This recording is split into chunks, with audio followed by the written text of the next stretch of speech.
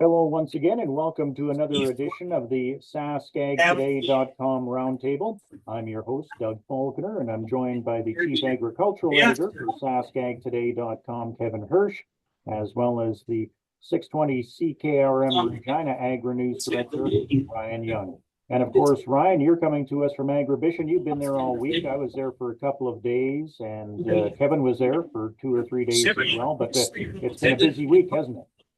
Yeah, no kidding. It's been a lot of late nights and early mornings here at Agribition, but it's all been worthwhile. And the foot traffic here is starting to pick up as we get closer to the weekend. That's not really much of a surprise given the nature of Agribition. And the cold weather here is definitely not stopping them from coming here. So that's good news. And there's a lot to talk about here. It's almost kind of like shooting fish in a barrel. But one of the standouts for me was I talked with a couple of the winners from the Animal Ag Tech Awards this year. Farm Simple won 2 awards, actually, 2 out of the 3. So it was nearly a sweep. They won Business of the Year, and they also won Most Innovative. And the other award went to Smart Paddock for Rising Star out of Australia. So those are the winners of the awards this year. This is the second year as well. So at this point, I remember Sean Kindoff, the CEO, talking about maintaining the event and not growing it more, because there was a lot of stuff introduced at Agribition last year, which also included the Miss Rodeo Agribition competition. That crown now belongs to Abby Hardy from Edam, Saskatchewan, in the northwest part of the province. And now she takes over from Ari Dick, who was the inaugural winner. And so for the next year, Abby is going to be traveling across the prairies, promoting the event, being a spokesperson for Agribition until next year's event. So lots going on here and lots to talk about here on today's roundtable. Now, Kevin, I know you wanted to go to the Grain Expo. So you were at Grain Expo at Agribition. How did that go? Probably the highlight for me was listening to Christy Clark, the former Premier of BC. And I wouldn't be surprised to see her as running for the leadership of the federal Liberal Party someday when Justin Trudeau decides to step down. But this was right after the President-elect Trump announced or threatened the 15% tariff on all products from Mexico and Canada. And I think there was a great deal of consternation initially, trying to think about what the ramifications of that would be. But as time went on, many people said we've got a lot of good arguments to present, and we've got some time to mend this. And that was the view of Christy Clark, that President-elect Trump is a very tough negotiator. He's going to start with a high number, but bilateral trade is very important to both countries. And if they were to put a 25% tariff on, it would be very inflationary in the US, and that's probably not what an incoming president wants. So I was really interested to see the analysis by Christy Clark, and it'll be interesting to see how her political career unfolds in the years ahead. I think we all saw and talked to people who were concerned about what President-elect Trump had to say. In fact, I would say, Ryan, it overshadowed a lot of the things that were going on at Agribition because it broke just as Agribition started. Yeah, absolutely. It was certainly the talk, like you say, of the early days of Agribition. Now, I think at this point, as we're heading into the last couple of days here, that's kind of waned since then. But for the first half of the event, definitely it was on the minds of everybody, including Chad Ross with the Saskatchewan Cattlemen's Association, who was part of the roundtable with Federal Ag Minister Lawrence MacAulay, who was also here for the start of Agribition. And same thing. There's a lot of concern, but some people are wondering whether Trump is going to follow through on his tariff threat. Some still worried. Some think he's bluffing, but it's definitely gotten a lot of people talking here.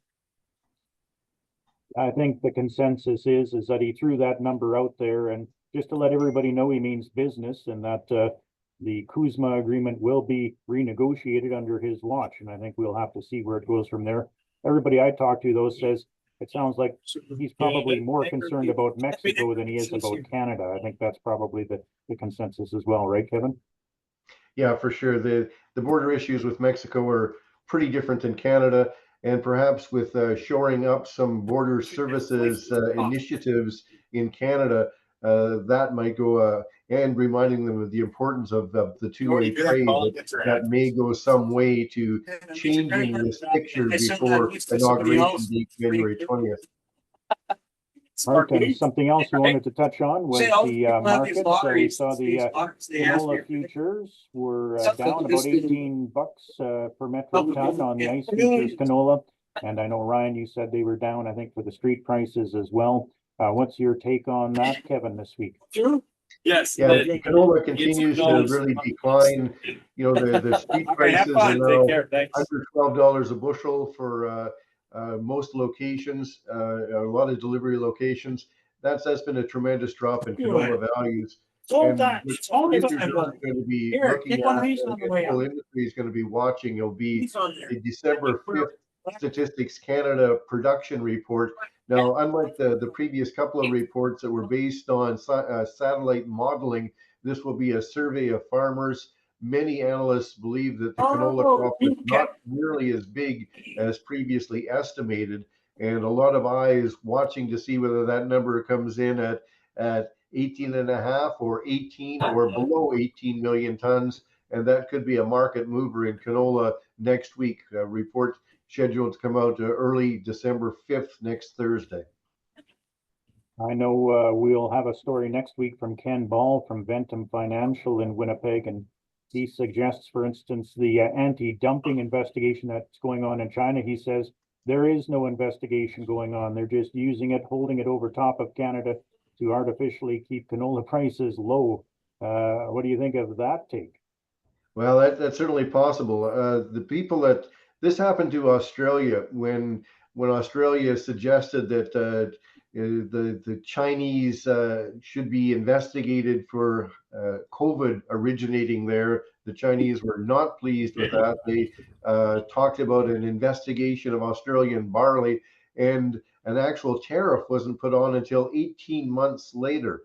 So it just does sort of hang over the market as a threat, and whether there's actually any real investigation going on makes you wonder. It will just be at their whim as to what they may or may not do. But it continues to hang over the market, and the market certainly hasn't forgot about that. And in addition to the threat of the Chinese tariff, there's also the threat of a trade war between the US and China when President-elect Trump comes into power, because you have to think that what he has promised for tariffs against China is not going to go without some reverberations either.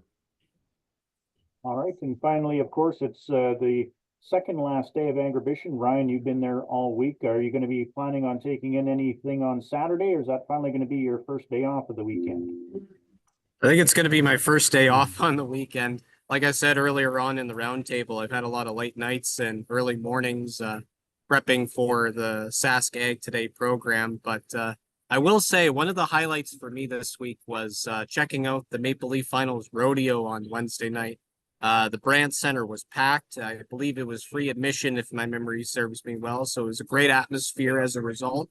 And it was a lot of great action with some steer wrestling and some horse riding, among other things. And the crowning of the Miss Rodeo Agribition for 2025 was another highlight as well. But that was one particular highlight as well. And just reconnecting with some familiar folks as well.